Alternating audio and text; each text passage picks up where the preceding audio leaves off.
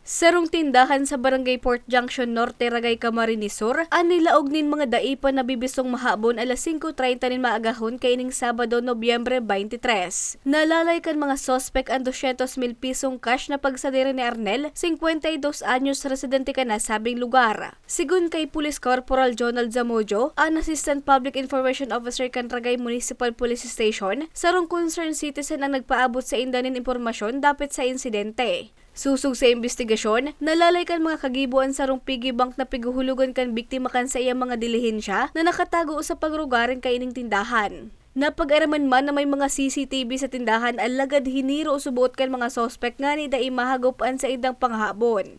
Ang sabi po dito ng concerned citizen na may nangyari nga pong nakawan. Tatagaran po namin pinuntahan po yun para ma-actionan po ang insidente. Hasta ngunyan, padagos ang pagigibong investigasyon kan kapulisan nga ni masusug ang mga kagibo.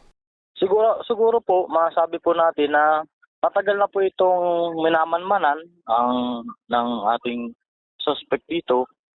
Katakod kay ni, liwat na nagpagirumdum ang Ragay MPS sa publiko na maging alerto, urog na ang mga may pagrugaring na tindahan nga ni dai mabiktima kan mga kawatan. Para sa mga baratang tatak Bicol, Regine Boy.